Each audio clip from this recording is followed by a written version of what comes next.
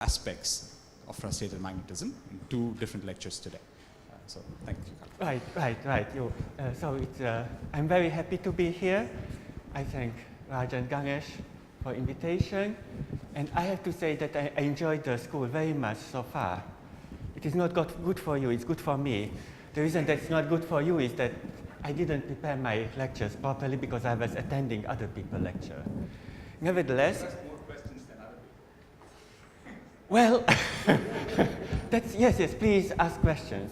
And then, as a result, also, the title is obscure. It's not very well specified, and I'm very happy that it's not very specified because I think I'm the last speaker here today. And as being the last speaker, I would like to give kind of a bigger picture, possibly. I don't want to be provocative, just, yeah, right.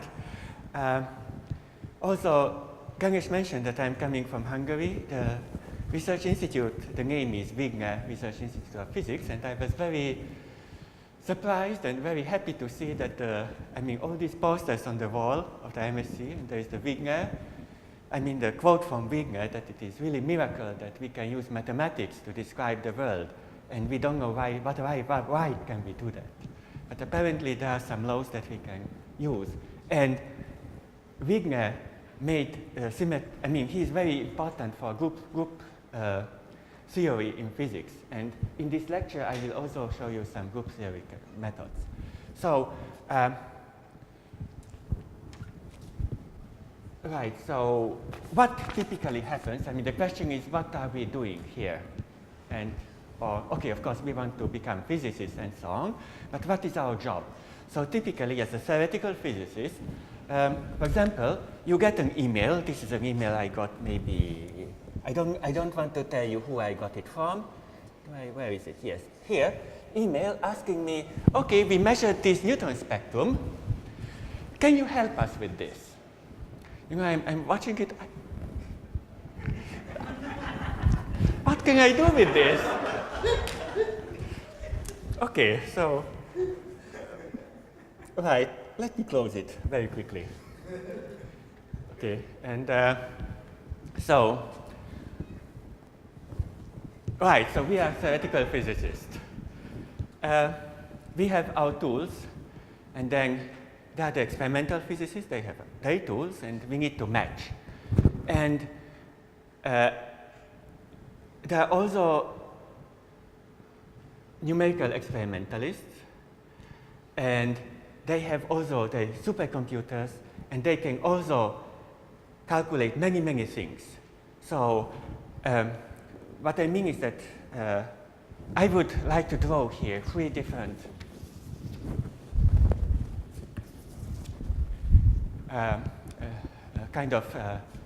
type of people. These are the experimentalists here. You cannot see it, huh? I say experiment.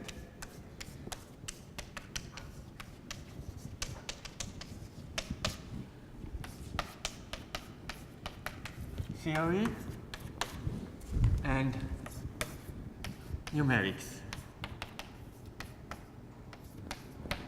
And we need to take periodic boundary conditions. It's very important because the real picture would be 1, 2, 3, and very strong interactions between them. Neither of these groups is more important than the other one. It's very important. So please do not hesitate to talk to experimentalists or in any case, this will bring us further forward. So, what can we do?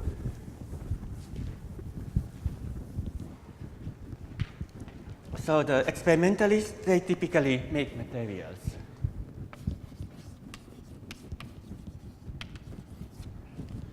Depending on the quality of the material, and depending on the actual compound and their technique, it can be either a powder sample or it can be a single crystal.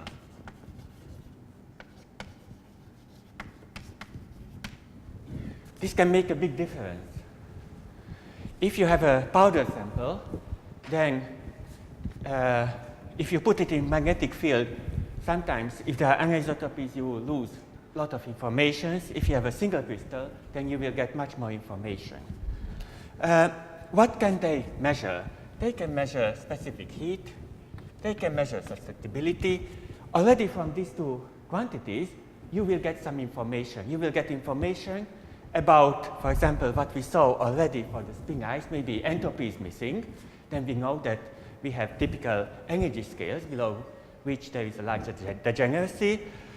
Maybe there will be some non-analytic behaviors peaks, maybe rounded peaks or whatever.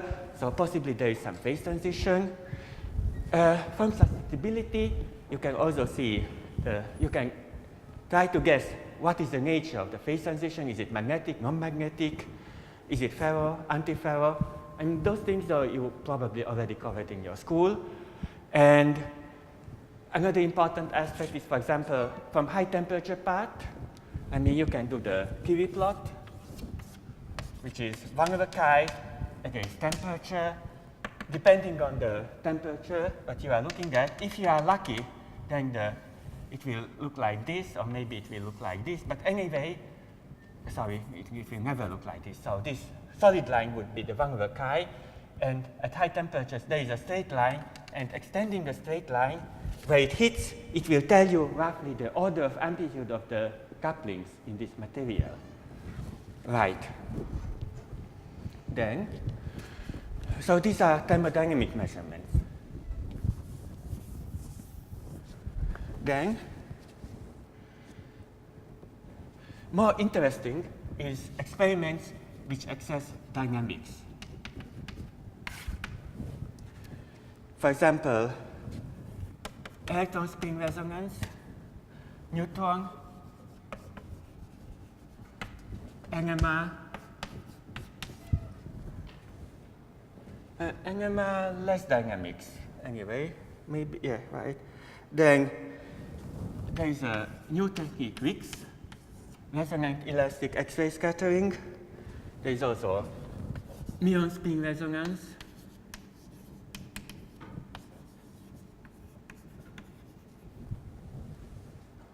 There is infrared spectroscopy.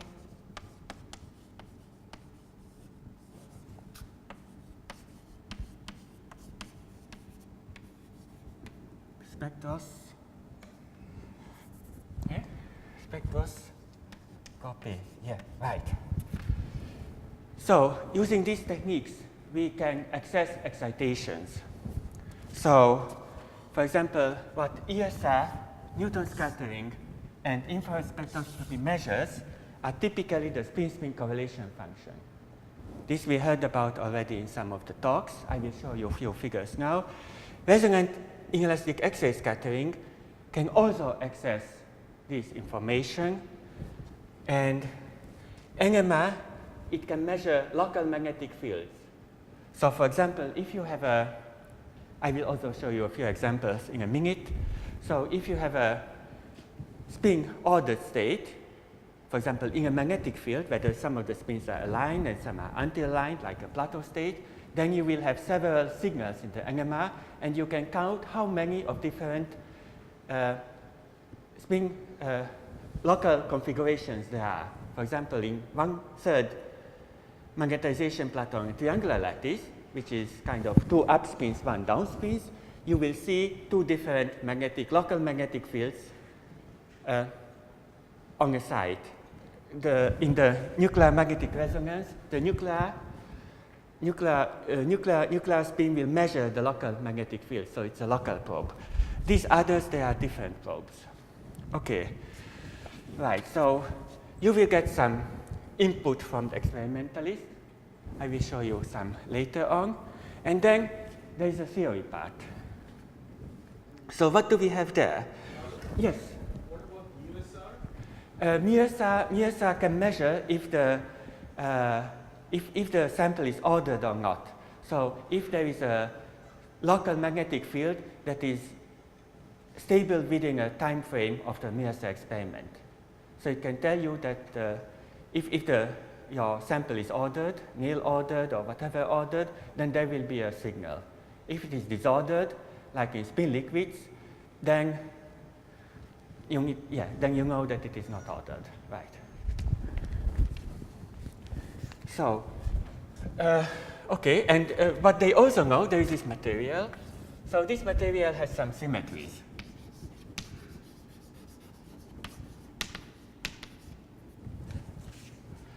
From this symmetry, we can try to construct a model. It can be either based on the symmetric properties, or it can be a microscopic model. By microscopic, I mean is that, for example, we all learned about the Heisenberg exchange. Heisenberg exchange is just J times sum S alpha on side I and J. Here, this is isotropic. This is SU2 invariant. We can rotate the space, we can rotate our head. It will be always the same. However, it may happen that there is a spin-orbit coupling. The spin-orbit coupling will couple the real space momentum with the spin degrees of freedom. It will induce anisotropy. If anisotropy is present, then we may add additional terms. And in general, we can add J alpha beta, S alpha, S beta, Ij, sum over Ij. Right. Such terms. The simplest such term, the first one that has been found, is the Jarzynski-Moria interaction. It can be written as a D vector times Si cross Sj in this form. Now, this has been found by Jarzynski and by Moria using two different methods. What Jarzynski did was to look at the symmetry properties of that particular material. It was an iron oxide, and he found that the symmetry is quite low. And such a term in a Hamiltonian, where D is fixed by the symmetry properties, is allowed by symmetries. And once it is allowed, there is no reason why it is not there.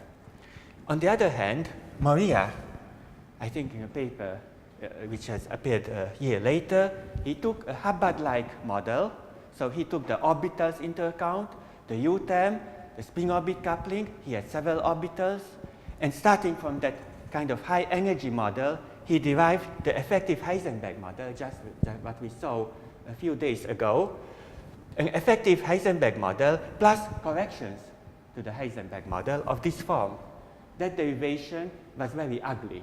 I don't want to repeat it here. I don't even want to go through it. Reading it. Sorry, this is a vector here. So he was able to cast the Heisenberg model into, the effective model into Heisenberg part, into this part, and there is also a symmetric exchange that I will talk about.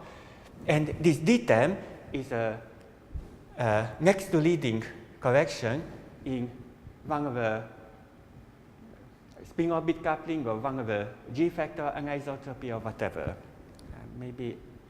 Anyway, so this may appear, and really from a microscopic model, one can derive such a model. Right.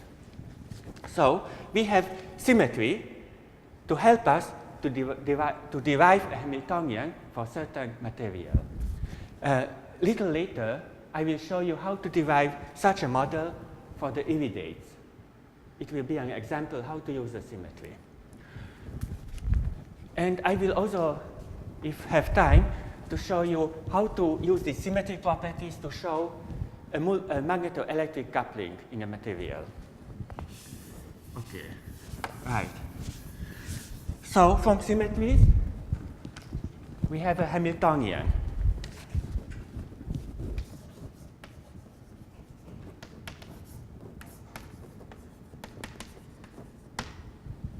Fine. What to do with it? There it is, maybe only Heisenberg couplings, maybe there are anisotropies. We need to know something about it. We need to understand it. So what can we do? We can try to think. Then, if we are genius, in that case, we found an exact solution for that Hamiltonian. But that is very rare. So we need to do something less interesting. So then we can do mean field theory. There are several types of mean field theories. We already heard one type of mean field theories from Sudro. And what it accounted for was that there is a Hamiltonian. For example, if we had the Heisenberg model, J times sum over Si Sj.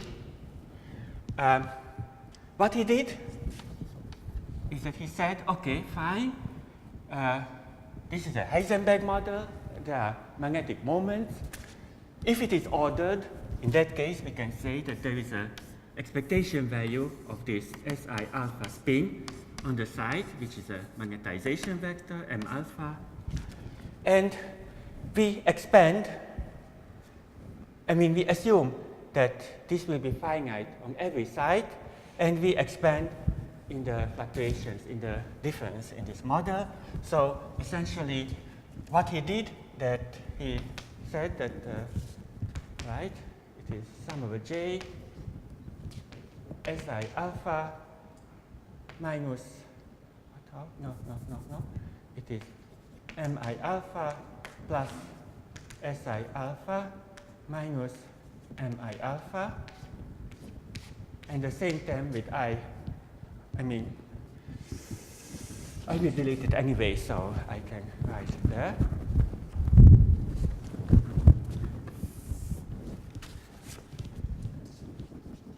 Mj plus Sj alpha minus Mj alpha. Then we expand it, and then we get a model which is J sum over Si alpha Mj alpha plus Sj alpha Mi alpha minus Mi alpha Mj alpha. We will end up with such a Hamiltonian, sum over nearest neighbors. And this is in fact a model which is non-interacting anymore, because we can solve this model. This is just spins on a single side, which are in some effective local fields, Weiss fields, mean fields, coming from the neighboring sides. Okay. And then, once we know what the good order parameters is, we can do this game, and we can try to find out what is the phase diagram of our system. We can assume that these magnetizations are different on different sides, and then we have ferro order, anti-ferro order, 120-degree order, or whatever. Good. But what happens if instead of spin 1/2, we have a spin 1? What would you write here? And suppose that you don't have only a Heisenberg term, but you have also additional terms that are allowed by symmetry. For example, you may have a model. I will delete this here now.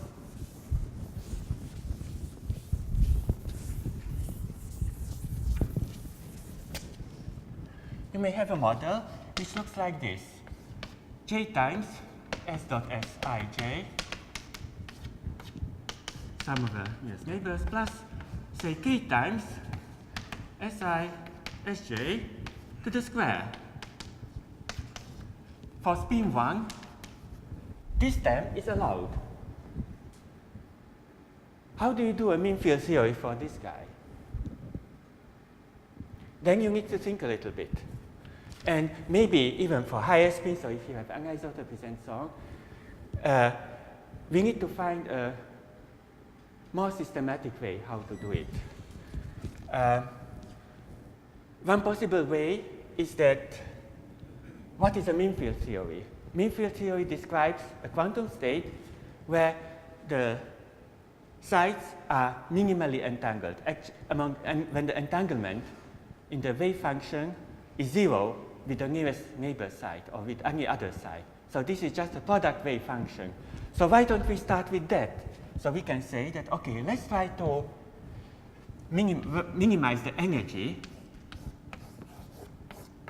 where psi is some variational wave function, and it is of the form, it is in a product form. So psi variation is just product over the all possible sides, and here we have a psi I, where the psi I is just a wave function of the local span in the local Hilbert space of the spins. So in spin s equal 1, this will be span, it will be a three-dimensional wave function, and we just make the product.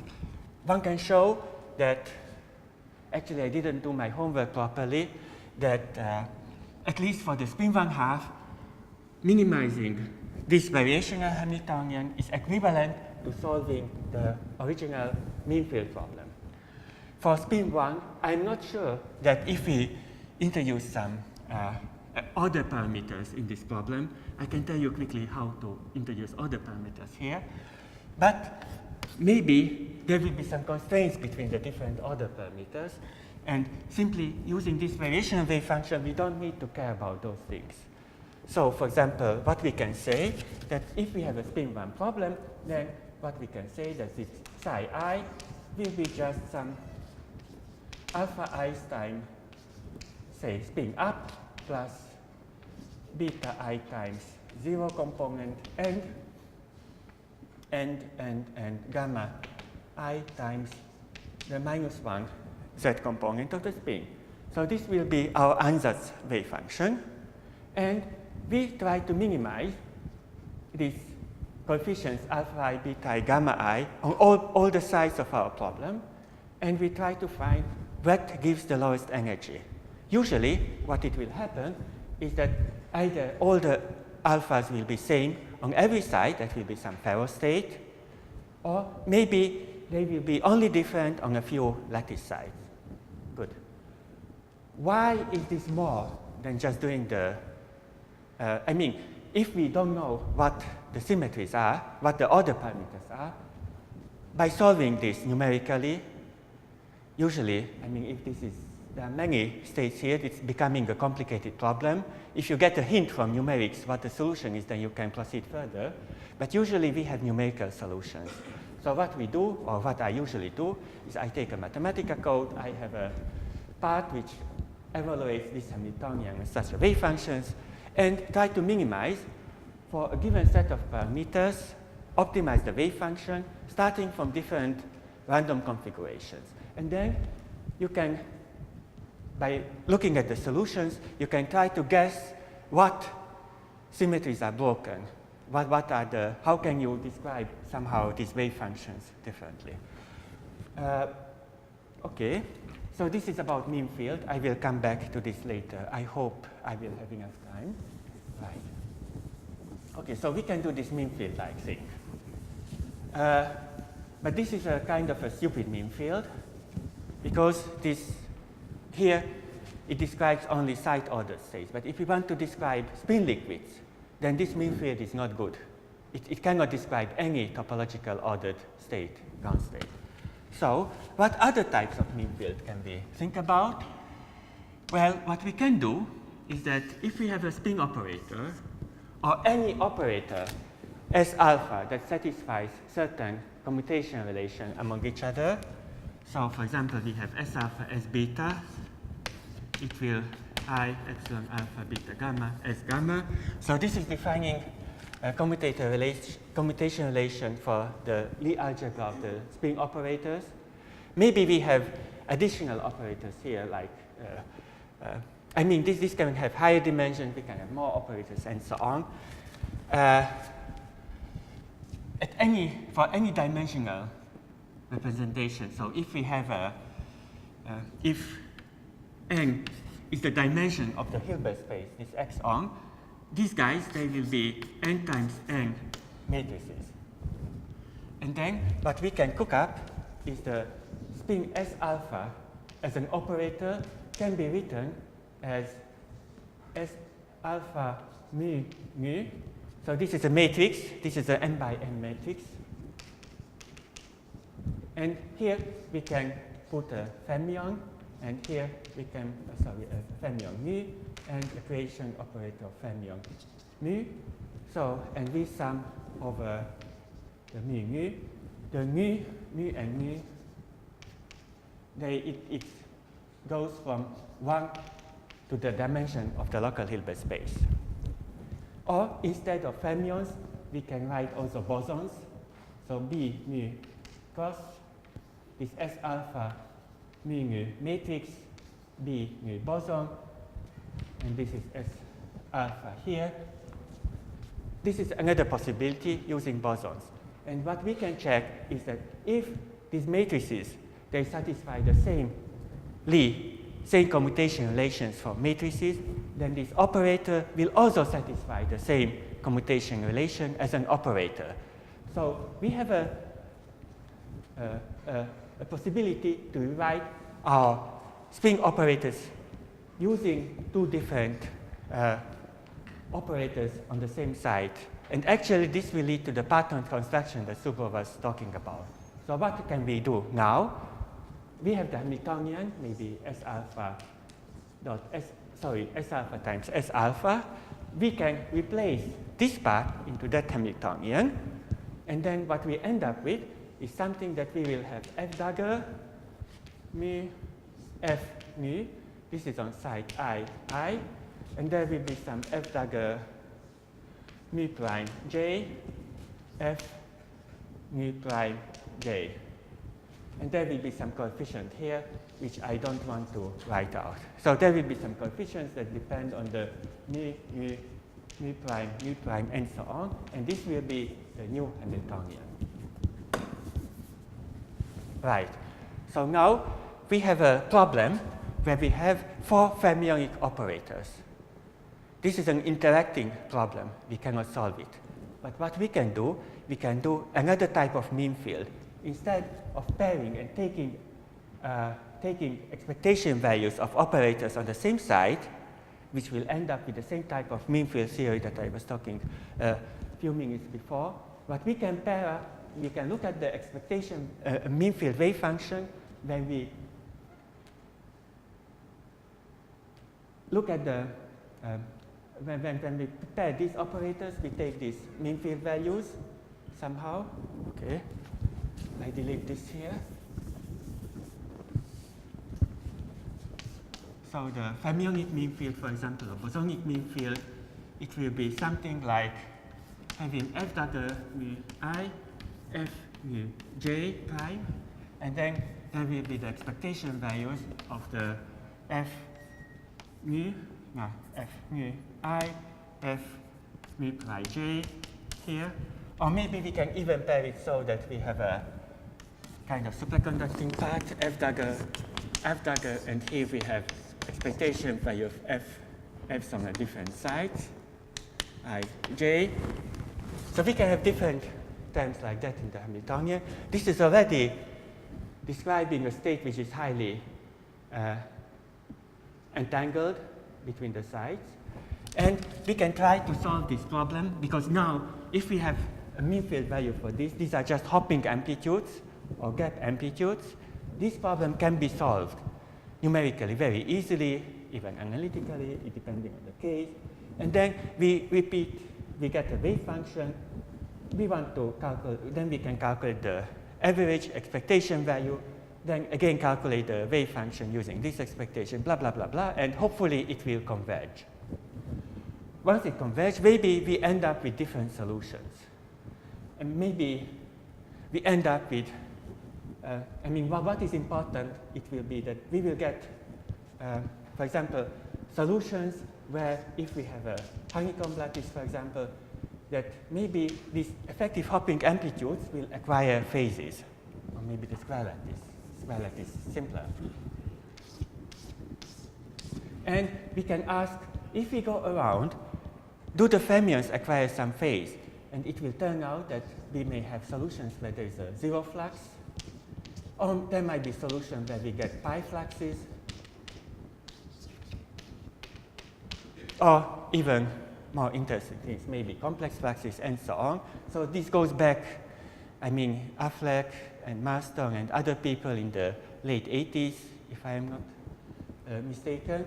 So those days they found this type of mean field solution that was a high TC that people tried to see what happens in those systems. And whether there are zero fluxes, pi fluxes, and so on, this can be used to classify the different solutions. And I mean, using the projective symmetry group is something like that that tries to classify the mean field theories that we can get for such approaches. And then we get, I mean, each of these mean field solutions with zero fluxes, pi fluxes, or whatever will have a different characteristical properties in this symmetry classification. So these can be used to describe spin liquids, for example. Right. So this is another type of mean field that we can use. We can use the bosonic version and the fermionic version. They need not to agree. In some cases, they will give similar solutions. But to my knowledge, there is no, one cannot, I think there is no straightforward correspondence between the fermionic and the bosonic mean field. Okay, so. How good will it be for spin 1? Excuse me? For spin 1, will this work well? You want to apply this for spin 1. Right, so if you want to apply to spin 1, then you have two possibilities, or maybe. So definitely, you cannot use a single fermion. You cannot use F up and F down.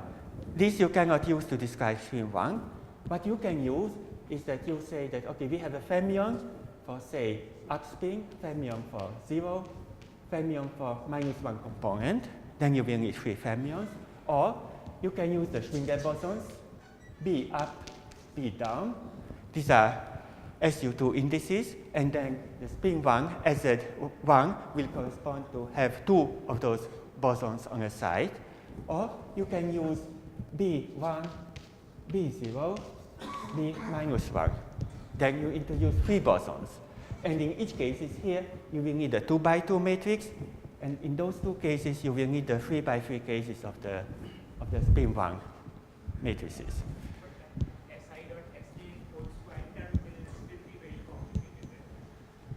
No, it depends how you would do it. Right, very good, very good. Thank you for a good question. So if you start from here, then what you have is that your spin S alpha is just B alpha, sorry, okay, B mu S alpha.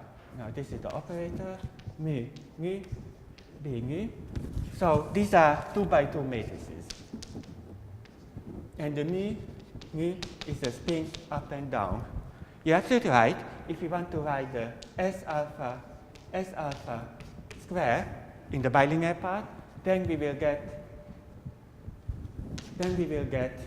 terms where we have 8 B dagger, 4 B daggers, and 4 B's. Complicated. But if we use this language here, in that case, I can rewrite this differently. I can rewrite it in the following way, right? So S alpha square, it is the same as, so this is the ij index. It will be S alpha I, Sj alpha,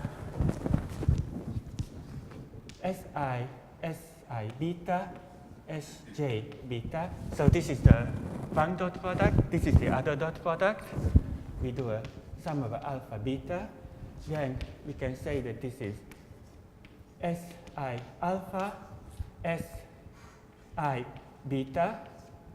Here, these are on the same lattice sides. And Si alpha, Sj alpha, Sj beta. These are also the same lattice sides. And this acts on the 3-dimensional Hilbert space. This is also a 3x3 matrix.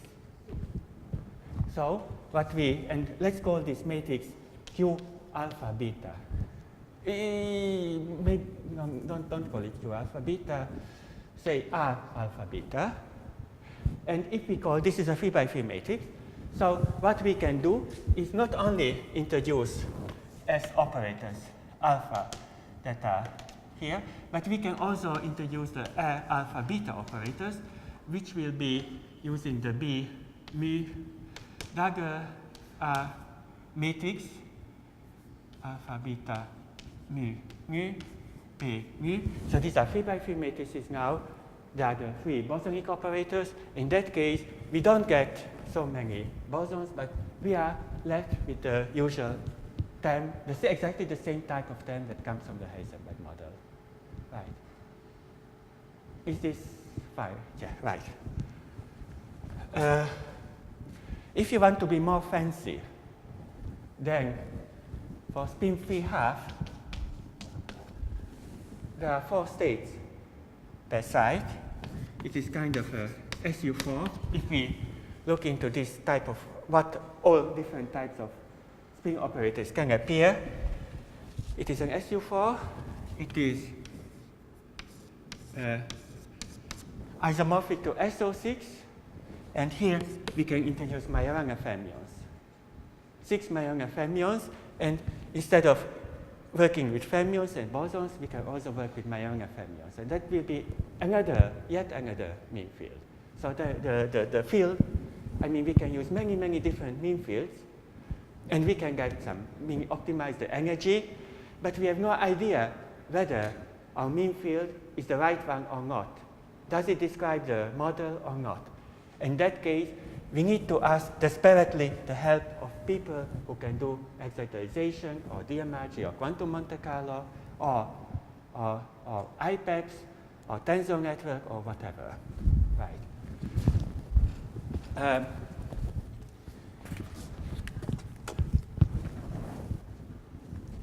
Before going there,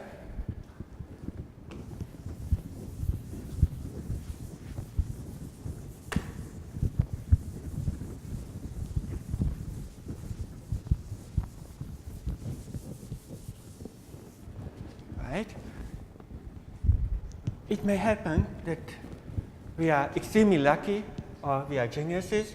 In that case, we find the exactly solvable problems. And what is remarkable, that this strategy also may work. For example,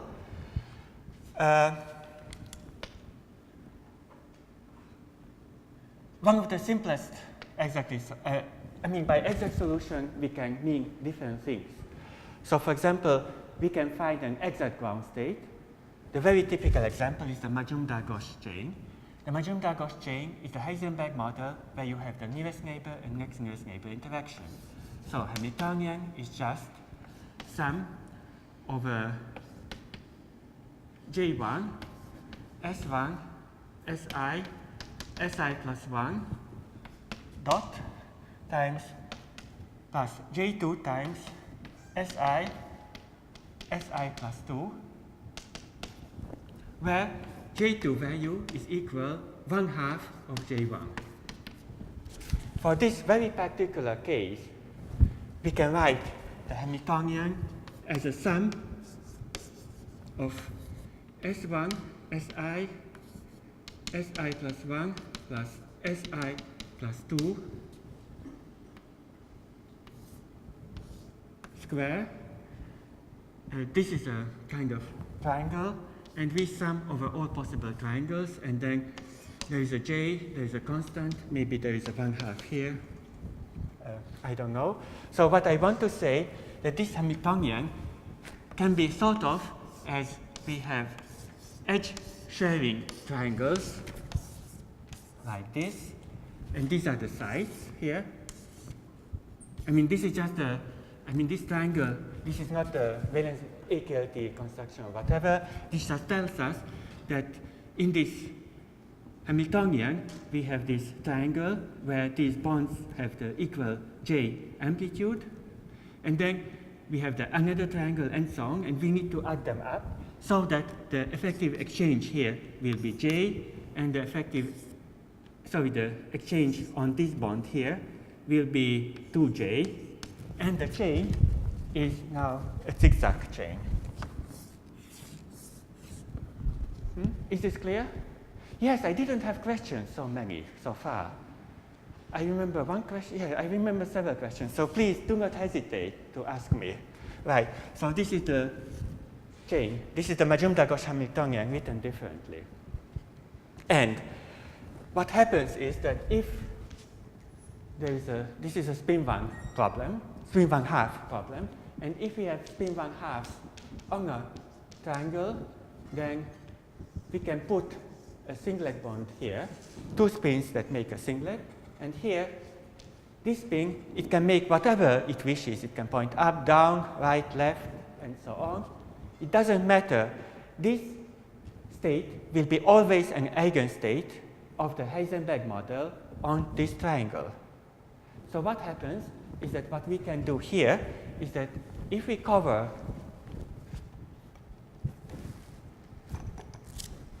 for example, if we pair the spin 1/2 on this dimer into singlet, and here also we make a singlet bond, and so on, this wave function will be an eigenstate of this Hamiltonian, since any part of this Hamiltonian satisfies the constraint that we have, the rule that we have one singlet bond on one of the edges of triangle, and the other one, okay, belongs to another singlet, but we don't care about it. The main point is that it has a singlet on it, and each triangle has a singlet bond.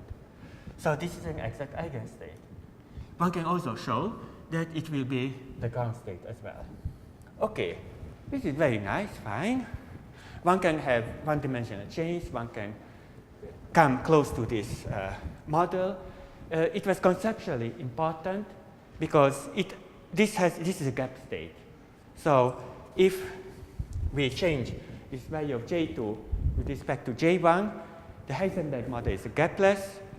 If J2 is equal to 1/2 of J, in that case we know rigorously that it is gapped. So in somewhere there will be some phase transition, and there are some materials where we can have nearest neighbor, next nearest neighbors, and somehow we can use this picture somehow. Right. Okay, there is this construction here, and then Shastri and Sutherland were thinking, okay, so can we extend this problem to 2 dimensions? And they came up with a model that is the following. They took the square lattice, and they put a diagonal here, so that we have a triangle here, and we have a triangle here. And then they put a diagonal here, we have a triangle here, we have a triangle here. Then they continue, put a diagonal there, and, sorry, mistake, and so on. So this lattice, just to make it stronger, so this here, made a mistake. You see it? Huh? We just put alternating diagonals on every second square. And it is also true that if we put singlet bonds, singlet spins, spins in with a singlet configuration on these bonds, then this will be an exact eigenstate of the Heisenberg model written on this lattice here with J and J prime. Okay. Ganesh escapes, no problem. What is interesting? Okay, you may think that, okay, this is some artistic, I mean, this is something, well, okay, we can draw these pictures, but who cares? Well, it turns out that the chemists, they can produce many, many different materials, and there was a material which is a strontium copper borate, and it has the following structure. There are copper bonds, copper dimers like this. Then there will be two copper atoms like that, two copper atoms like that. I'm not drawing the other ions like this. This is a layered material like this. If you draw, so there is a very strong exchange between these copper ions. These are spin 1/2 ions. Then the next interaction will be between those guys, like I'm drawing now here. Actually, it turns out that it is exactly has the same topology as this lattice of Shastri and Sutherland. So this crazy model can indeed be realized in nature, and it is realized in this strontium copper borate. So the ground state of this model is that we have singlets on these bonds. And if we have singlets, it means that if we want to have an excited state, we need to promote one singlet into a triplet. It means that we need to invest a gap, and the singlet state is magnetically not active. To get a magnetic response, we need to have triplets. And indeed, in the magnetization, if the experimentalists measure magnetization, then it will start, I mean, this is the magnetization, magnetic field. It will start slowly, and then it will start to increase. And then what happens in this case is that actually these triplets that are created cannot really hop. So they are kind of localized. I exaggerate here. So then we will get a bunch of plateaus, magnetization plateaus in this material. Very interesting physics. Hundreds of papers were written on this subject, even today. Right, so this was around 2000. So what was important is that people synthesize this, I mean experimentalists or chemists synthesize this material, and an additional step was needed to make a connection between the structure of this material and that there exists a model that is exactly solvable, which has been published in some obscure journal. So there are these two things, and you need to connect it. Right. Another example was the Kitaev model. The Kitaev model, again, is kind of, I mean, how is it? You had it several times in the school. There are Sx, or sigma is sigma on one bond, Sy on the other bond, Sz on the third bond. There's no way that the nature can make it. No, this is wrong. There is material which can make it very close to it. Again, what was needed is to have this material and to make a connection between the Kitaev model, which was mostly used in quantum information theory, and the experiment. So you need to talk to both experimentalists, to quantum information, and so on and so on. Right. Magnetization plateaus, some level. I mean, what gives you these plateaus? So you have. Right. I will have a slide. Okay. Yes. Right. Another thing, we were talking about the bilinear biquadratic model.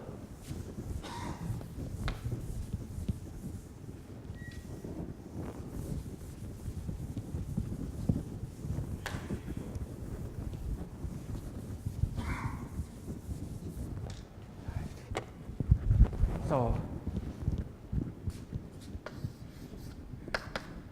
again, one-dimensional chain, J alpha alpha plus we have the S alpha ij squared. We can put here J and K. And we are looking at the spin one problem, and this is a chain. So there is a Lipschutz-Matisse theorem which tells us that if we have a spin 1/2 or spin 3/2 or half-odd integer spin, in that case the ground state is either two-fold degenerate or it is gapless. That states the theorem. It doesn't say anything about the spin 1. And there has been a long discussion. What is the ground state of this problem? Does it have a gap? Does it have no gap? And so on. And it turned out that if we fine-tune this K, in that case we can find an exact ground state for this model, and that was the very famous Afra-Kennedy-Lieb-Tasaki solution. What they did is there is a singlet, another singlet, or spin 1/2, and when they meet on a side, these spin 1/2, they are fused into a spin 1 object. So you symmetrize these two degrees of freedom. So this is the AKLT wave function, or in those days, they called it also valence bond solid. So there might be a confusion with the valence bond solid that we heard some time ago from Anders. But for the spin-1 chain, this was the Weber's solid. Okay, right. And this was an exact eigenstate of this Hamiltonian. And starting from this picture, this exact eigenstate, I mean this, and one could show that this has a gap. And changing, as Karlo told us, that changing the k value, we can remove the k adiabatically, and this phase adiabatically connects to the ground state of the simple spin-1 Heisenberg chain without this biquadratic term. So this picture can be used to understand some of the physics we can encounter. So what is very interesting, for example, if we have these dimer covariance and we have a finite chain. In that case, there are two spin-1 halves that do not belong to a spin singlet bond. So they are dangling there. There are these additional degrees of freedom on the edges. These are the edge spins. So, and it is not a proper, I mean, this is something highly non-trivial. This goes back to maybe 88 or late 80s. And later, only maybe 4, 5, 6 years ago, it has been shown that this is protected by, these are the symmetry protected topological states or whatever. So one could look more, people like Oshikawa and Frank Polman and Xiaogao Wang and other people, they looked at why do we have these dangling spins? Is there any protection that, I mean, for example, we can add randomness in the bonds or random magnetic fields or different things. In which case does it survive, or when does it cease to survive this? Yeah? Could you please speak up or wait for the microphone? My question is, would it be better to put a ferromagnetic bond between those two free spin halves? You would like to do it here? No, yeah. Certainly, no problem. But then that is okay, right. So your question is, what is a spin-1? How can you make a spin-1? If you have a material, what is a spin-1? Electrons, they always have spin-1 half. So what happens is that we have two orbitals, both orbitals have spin-1 halves, and the Hund's rule made them into a spin-1 object. So in some sense, you can think about the spin-1 chain as having like two orbitals here in the atom, in the ion, and there are some spin-1 halves. Then there is the next atom, and there are two orbitals, and between the spins on these two orbitals, there is a Hund's coupling which makes them ferromagnetic, and they make the S=1 spin. Exactly, right. And then we can think about this state as being the singlet bonds between this thing here. What we can also do is to take something different. We can separate these two orbitals specially. Of course, we cannot do it with one atom, we need two atoms. There are some ladders where this coupling is ferromagnetic, and there is another ferromagnetic coupling. So there are spin-1 halves on these two different sides, ferromagnetic coupling between them, and they also will reproduce the physics that we expect for spin-1 Heisenberg chain. Indeed. Thank you for the question. Right. So, question there. What number of spin sides? Only one unoccupied electron in the edge. Yes. Other will create a singlet. Okay. Hello. Oh, my question is that for 1D chain of spin of 1, so if there is odd number of side of lattice spin side. You mean like 1, 2, 3, 4, 5, like this, 6? Yeah, odd number of side. Then only one unoccupied side will be left at the edge. No, why?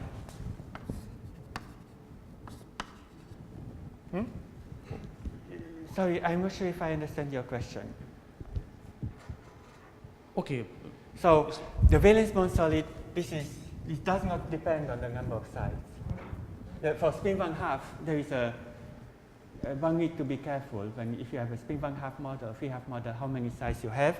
For the spin 1, there is no problem. Right. Okay, so there's this dangling, this degeneracy. Can it be observed experimentally? And for example, I will show you NMR results where indeed this can be observed.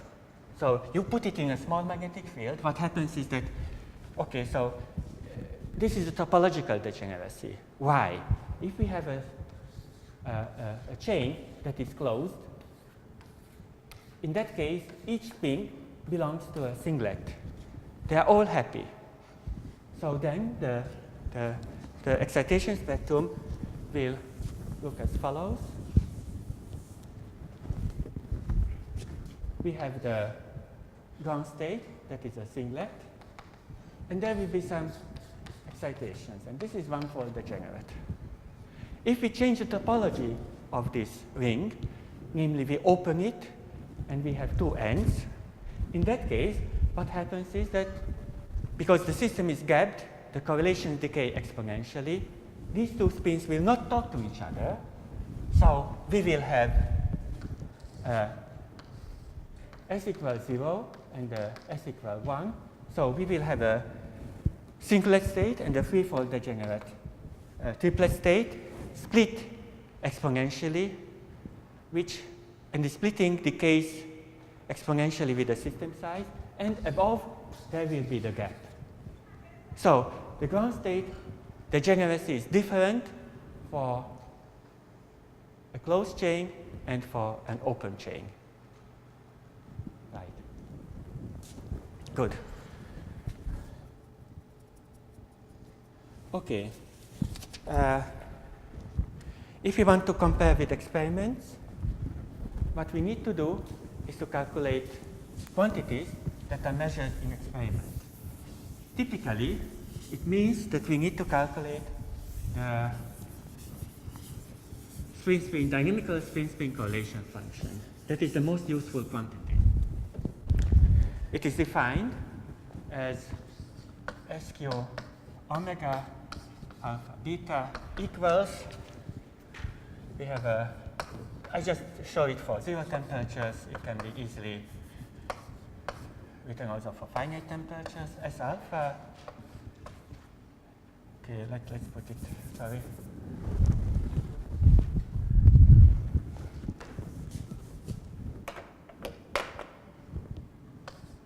Ground state, S alpha, excited state, S beta, ground state, and then this is the imaginary part of, this is S, okay, no, this is fine.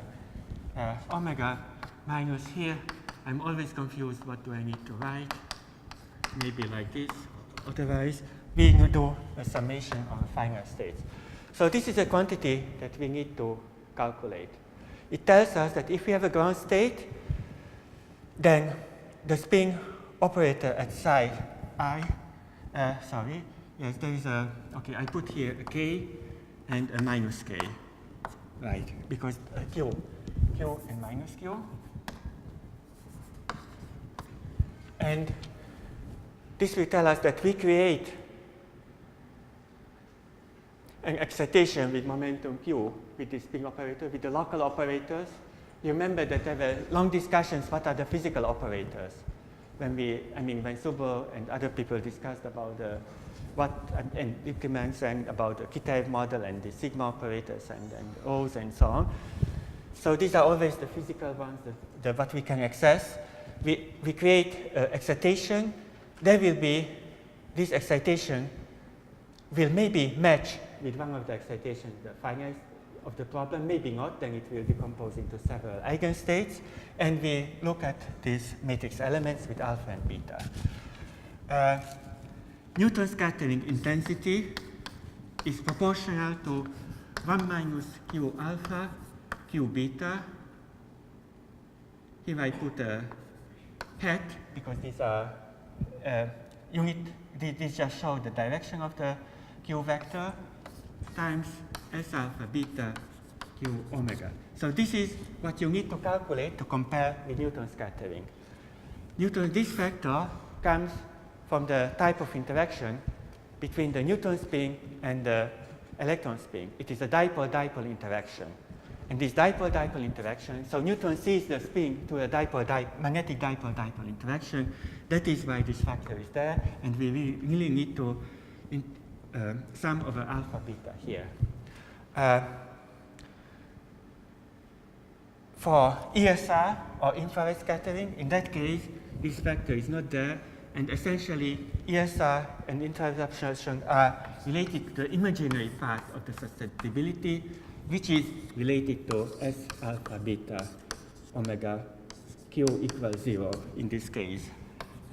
So this would be ESR measurement or infrared absorption, light absorption, infrared. Okay, far infrared. Right, so this is what we need to calculate. How can we calculate it? If we have a mean field solution of the very simple type, when we have a side factorized wave function, on top of that, we can build a spin wave theory of different type. And then, from the spin wave theory, we can calculate these quantities here, try to compare with the experiments, and also we can compare it with the quantum Monte Carlo simulation of Anders and other people, because they can calculate, they have access, they work very hard to get these dynamical quantities in their calculations. Right. If we have a fermionic mean field or bosonic mean field, I do not know how to get this spectrum here. Maybe somebody of you knows, but that is a very difficult task. So, in some cases, experimentally, relevant quantities are difficult to obtain from our mean field solution or our solutions. In case of the exactly solvable models, we know the ground state exactly, but we don't know what are the excited states. Again, it depends on the type of the exact solution. For the Kitaev model, we know also the excited states, but they are very difficult to access. For the valence bond solid AKLT model, we do not know it. We know it for another model, the spin-1 Heisenberg model on chain. It is beta ansatz solvable. The energies can be obtained from the beta ansatz solution, also the wave function. But the wave functions are so complicated that it took many decades until the necessary tools how to calculate these correlation functions were obtained. Right. Okay, good. So, and then here comes the numerics.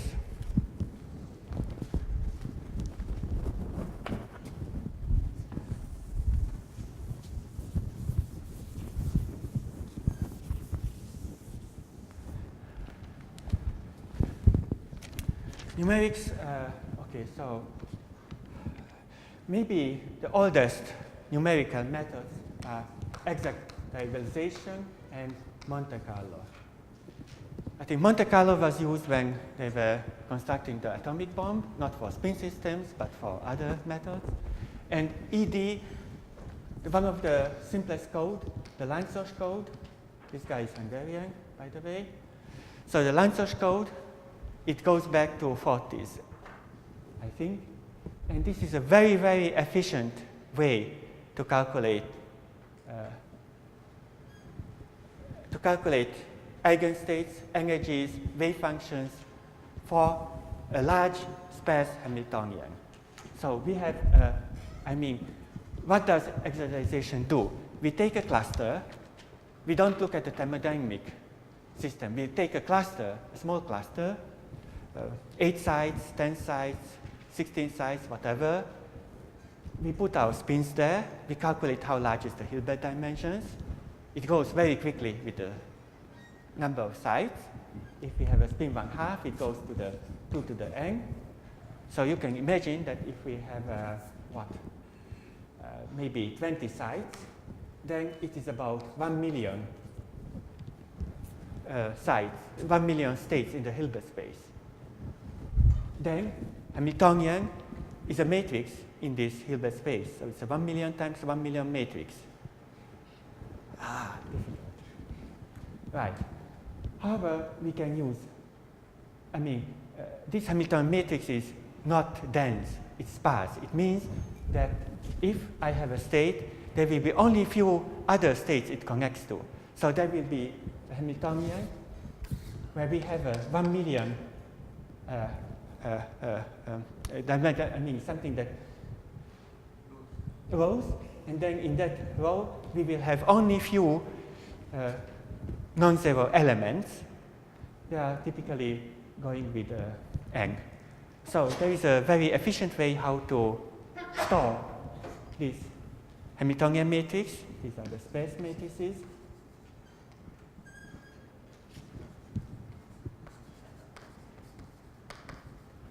And we can apply this space Hamiltonian matrix to a large 1 million vector, and we can apply it several times. If we do it cleverly, as Lanza supposed, in that case, we can obtain the ground state, eigenstate, and eigenvalue, and also excited eigenstates at eigenvalues. Right. But the problem is that it grows very, very fast with the system size. Today, with the largest computer, for spin 1/2, I think they can go up to 48 sites for the Heisenberg model. It was for the Kagome. I think it was the K computer, maybe in China or whatever. So these are the kind of records. And maybe 42?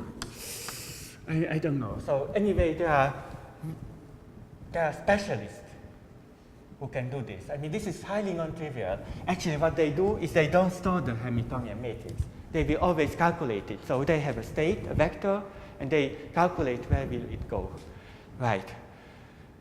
Okay, so the problem is the finite size, very small systems. If we have correlation functions that are beyond, systems where the what do I want to say? Anyway, the problem is the small size. Right.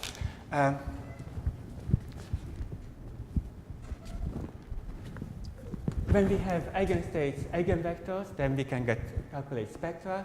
We can calculate the SQ omega for those small system sizes. We can also calculate correlation function, and we can use different quantities to obtain information about the system. Right. We can also use symmetries to classify, to make the Hilbert space smaller, and it is very useful in many cases. So this is the EV Monte Carlo, quantum Monte Carlo. We heard about the quantum Monte Carlo from Anders. They are very, very efficient methods. They can look very large. They can look much, much larger sizes than excitation. And they can control the error. What is difficult, I think, but Anders, I don't know if you are, so I think the quantum Monte Carlo is difficult to get dynamics. You need to work very hard to get dynamics out of it. Right, he nods, so. Right, and the other problem is the sign problem. The sign problem that Monte Carlo can be used only for problems which can be solved by Monte Carlo. And in some other cases, for example, Kagome, spin 1/2, frustrated systems, there is a problem, there is a minus sign problem. And people work very, very hard to overcome this sign problem. There are always some new ideas, some new bases, and so on. And it may happen that there is a sign problem in one basis, but no sign in the other problem. Can I make a comment about that? Something that Yes. I point out in my lecture. If you have something like a Kagome or triangular lattice or whatever, you can really deal with frustration in the diagonal component. It's only the off-diagonal interaction that causes a problem. So in fact, many of these models where spin liquids have been proposed, in fact, people can and have also studied with QLC, as long as you don't have frustration in the XY term. Mm. So in fact, it's a pretty big class of models in Tesla. Right. Beyond the ones that discussed. Right. Yes. Good. There is a variational Monte Carlo. Variational Monte Carlo starts with some wave function. For example, a wave function that we get from the mean field theory that we derived for our favorite spin liquid candidate. I mean, we can just add some fluxes and so on, and we try to evaluate and optimize that wave function using some additional correlation, gesture factors, and so on to obtain the optimal energy, and comparing the states of different type belonging to different projective group representation, and try to see who has the lowest energy. For example, in case of the Kagome lattice, there was a competition whether it is a U1 liquid or Z2 liquid, and I think depending on when do you look at the latest paper, it's either U1 or Z2. So what I mean is that it's a very, very difficult problem, and here, maybe not as used. I mean, of course, this is big bias because you get what you put in, kind of. Right. DMRG, that is a new method, very, very powerful for 1D or matrix product states, tensor networks. DMRG can get dynamics now these days, very nice dynamics. What they do is they wrap the two-dimensional system into a cylinder, and it becomes like a 1D system, and they try to work there. Tensor networks, also very powerful, can get information about the ground state. I don't want to enter here. However, these are very new methods, and there is no good control. We don't know when do we believe to the result and when don't. In the case of ED, quantum Monte Carlo, people work very hard to assess the validity of the result. So it is very important. This is very important. So they can, I mean, there were different theories here, different mean fields, different suggestions. Whether it is realized or not, we can check by numerics. And also we can check by numerics whether this model can describe the experiment or not. Because very often the idea that comes here is just qualitatively correct, but not quantitatively. And if we write precise agreement, if we are looking for precise agreement, we definitely need to compare numerics and experiment. So this is what I mean is that all these three circles, experiment, theory, numerics, and their synergy is very, very important, in my opinion. But right. Okay, so right, I think I covered my first page, and you are getting hungry. So come on, wake up. Yes, it woke up. A few examples of what I was talking about. So what you see here, this is the, okay, you see this, yeah, anyway. So Newton scattering, why is Newton scattering important? This is mangan oxide, and what we see here, mangan oxide is a Mott insulator. It is a three-dimensional lattice, and it orders. People didn't know whether, this is from 51, and this was the first example when Newton scattering was implemented to study magnetic materials. It got a Nobel Prize, the whole method. And there was a lot of controversy. Ferromagnets, they are fine, but there was a huge,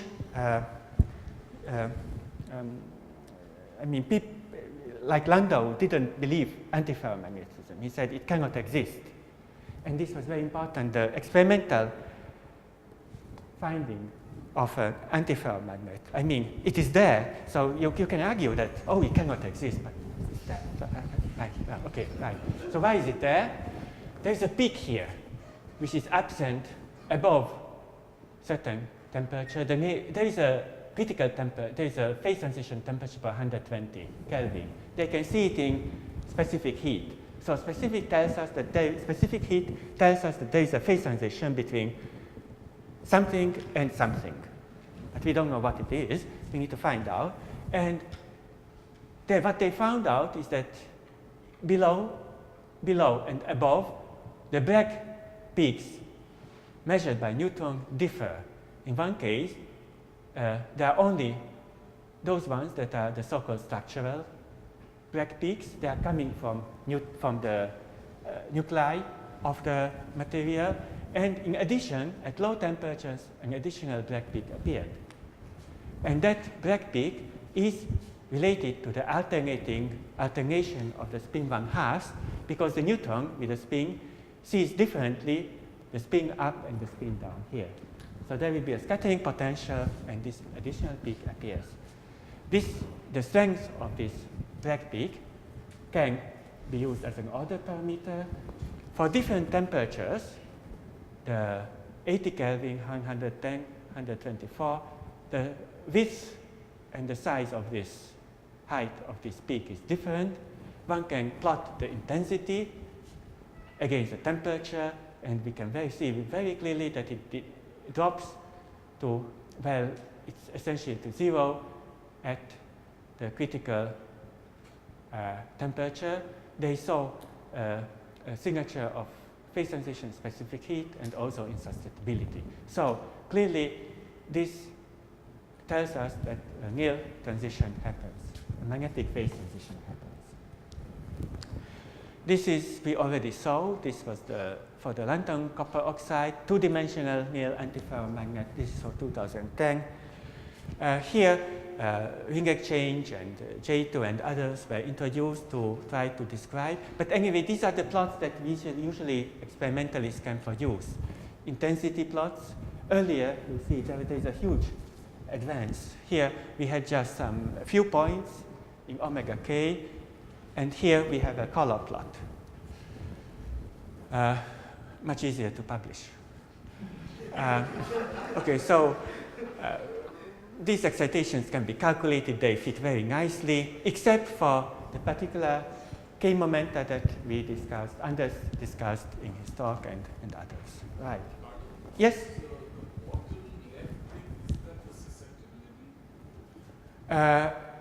This here, I think, no, this is the intensity at this Q. Sorry, no, this is the integrated intensity. So this is a static structure factor. So you take the, I mean, here there is no information on the intensity. This is pi vector. This is the ordering vector, and this intensity diverges at the ordering vector. At the at the nuclear, I mean, this is the gamma point essentially. 1, 0 is the same as 0, 0. This is the gamma point. Intensity goes to 0. So this red, very strong red, is this intensity that goes to very high values. It diverges. Right.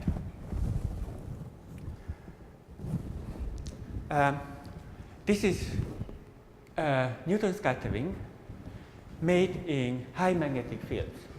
So why is it useful? It is very useful because we may have a Hamiltonian, and we want to know what are the values of the different exchanges in that Hamiltonian. To get the ground state of the model is very, very difficult. But what we can do is that we apply very strong magnetic fields, in which case the spins align with the magnetic field, and then we can flip one of the spins. I mean, the incoming electron will flip one of the spins, and that single spin will just hop around. And to get the hopping amplitudes is much, much easier for such. This is what you see here. There are very sharp features. These are the modes of the flipped fermion. In the K-space, in different directions in the three-dimensional K-space, this is the experiment, and this is the fitted, I mean, you see calculated and with 5 test experiment. So you can, at high fields, you get dispersions, and you can fit your parameters of the model, and then you know your model, what you can work with, and then you can go back to the 0 temperature, 0 field case, and maybe by hand, or you ask Anders, or you ask your other favorite friend to calculate your quantities. Okay. For this to work, we need to perform Newton scattering in magnetic fields. The J values, I mean, I think 1 Kelvin is 1 Tesla, maybe, I think roughly. So it means that if the J interactions are weak, then we can easily polarize the sample. But in the case of the cuprates, the J values are of the order of 1000 Kelvin, 2000 Kelvin. In that case, this type of experiment would require thousands of Tesla, impossible to make.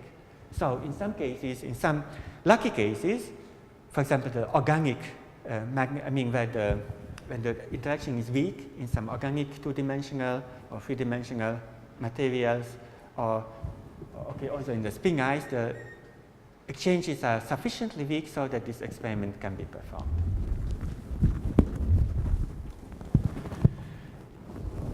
I mentioned resonant inelastic inelastic X-ray scattering. It is a new technique. I don't want to tell you how it works. What I would like to tell you that compared to the neutrons, it can also get dispersions, and it has, the 1 minus q alpha q beta factor, I think, is missing in this case. So in some cases, it is superior to the neutron scattering. In some other cases, it is not. It depends on actually what you want to look at and so on. But this is a new technique that we need to keep in our mind. This is the excitation spectrum of the cesium nickel chloride. The nickel is a spin-1 material, and it is a Halden gap material. This is the dispersion here. So what you see here, this line here, is a theoretically calculated dispersion, I believe. And the gap closes at pi. So we see a lot of intensity along this line, and then suddenly it disappears. It disappears because here we have two of those excitations here, two domain walls, and this is the continuum. So once the excitation, the single mode, enters the continuum, the strength disappears. This is gallium copper fluoride.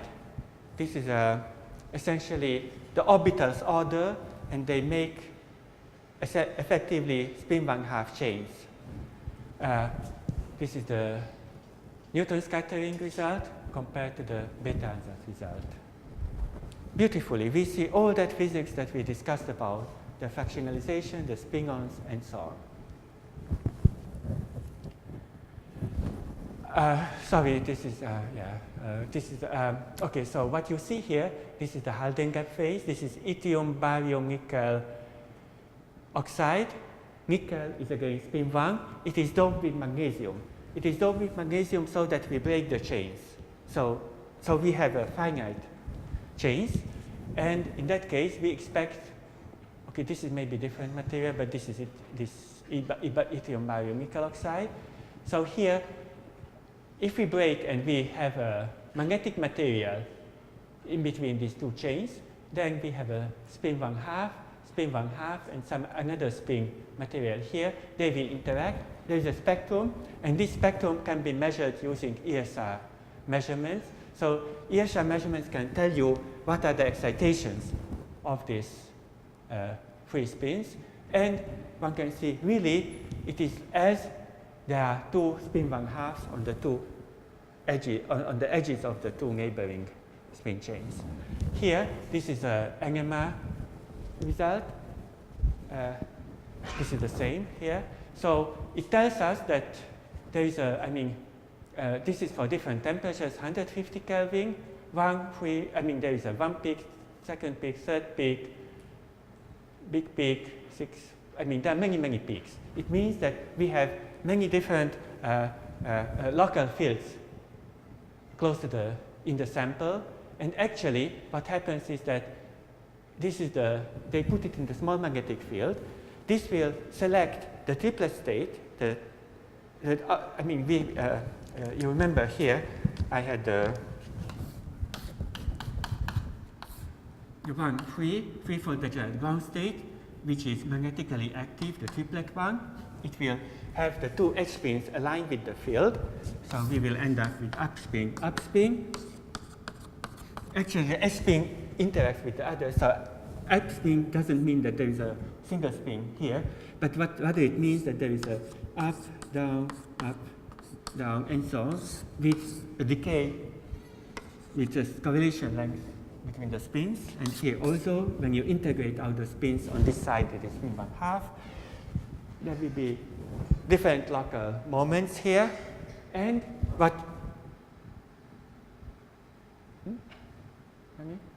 okay.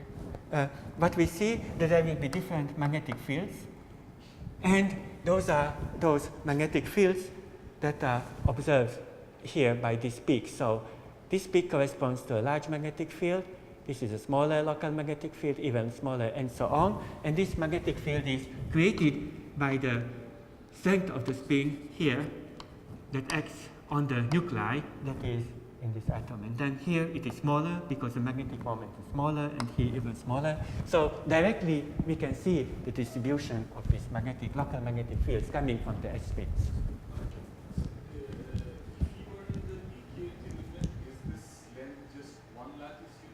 Very small, almost one. Log 3 or something like that, or 1/2 log 3 or. Yes. It's a little bit, even a little bit more complicated because there is also single ion anisotropy and so on. So there is a lot of controversy if there is a gap, whether it's due to this topological Haldane gap or it's just a single ion gap, anisotropy gap, and so on. So it was not a so simple thing. But this type of experiment showed that indeed this was in the topological Haldane phase. So sodium copper borate, I had a question from Raj, I think. So this is the magnetization curve. This is not the experimental one. At the conference, yes, I think everybody will be at the conference, so there you will see the experimental one. Anyway, so this is the numerics, and for example, these were different suggestions that we have localized triplets making such lattices. And for each lattice, there will be, it's like Wigner crystals or whatever, and for each lattice, there will be a magnetization curve. And in between, the triplets can delocalize. This is an ESR spectrum. ESR spectrum showing the gap.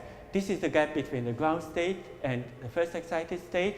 As a function of magnetic fields, you can see that as we turn a magnetic field, a triplet that is created, I mean, there are like, this is the singlet, this is the triplet, the zero field, this is the gap, and the Zeeman, magnetic field Zeeman splits the triplets, and this will, this is the energy that is measured at the blue and red curves.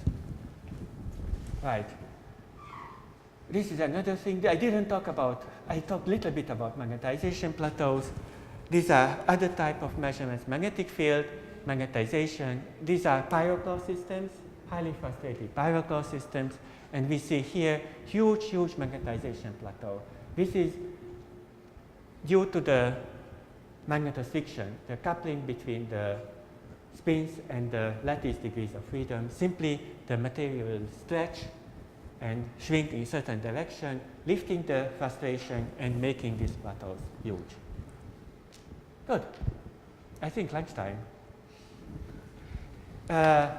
Questions welcome.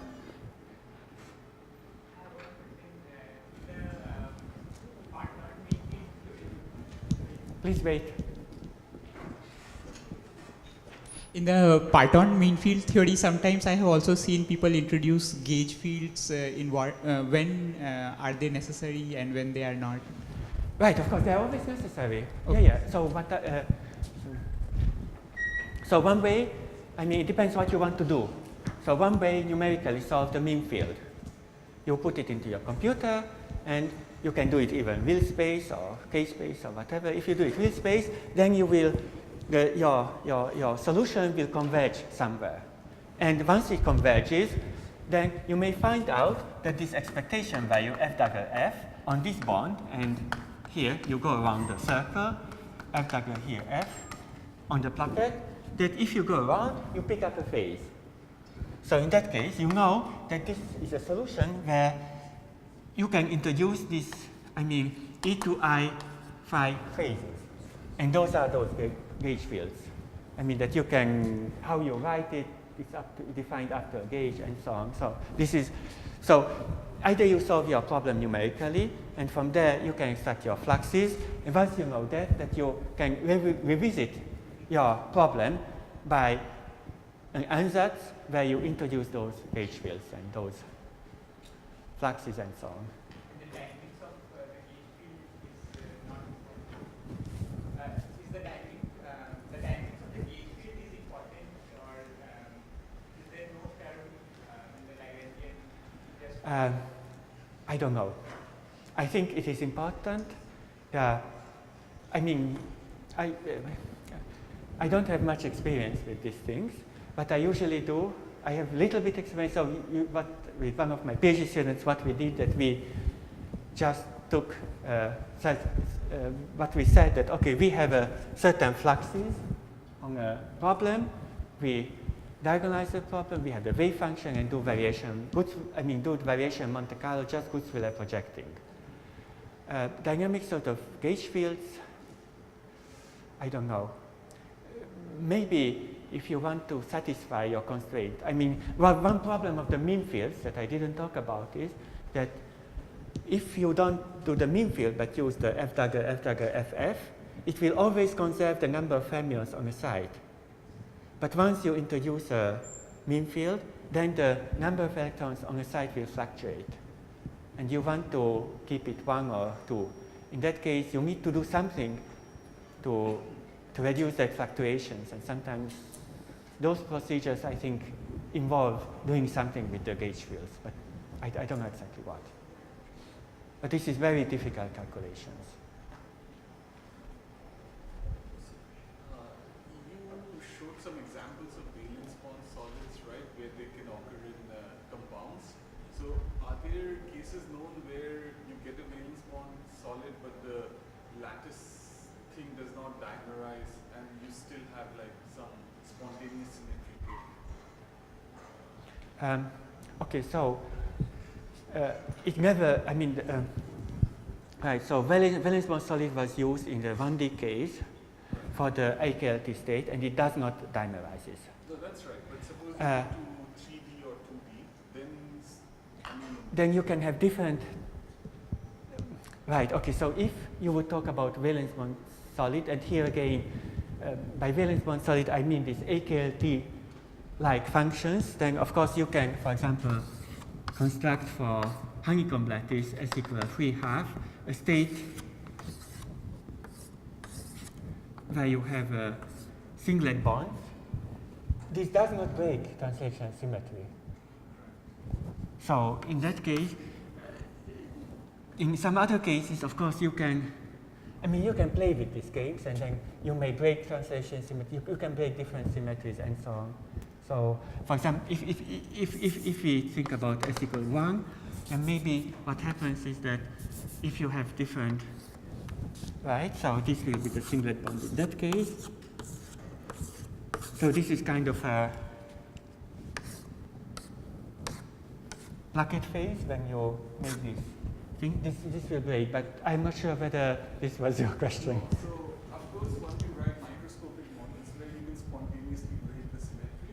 Right. But all I was wondering was whether there are experimental realizations known where people have seen that, because ideally, if you form a valence bond solid, the lattice also distorts in some way, and the spontaneous symmetry becomes an explicit. Okay, so what?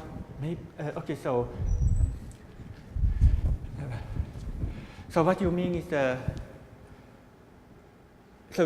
this is a question of what we call valence bond solid.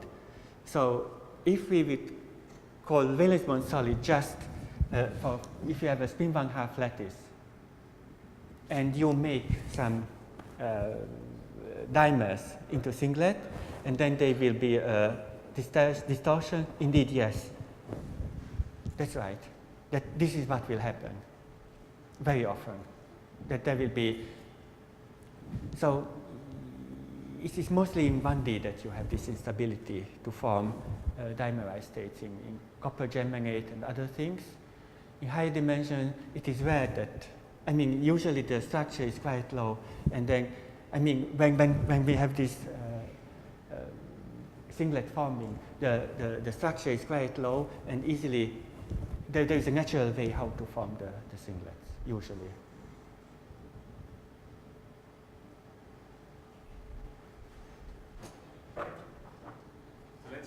much, and we will come back again. Thank you.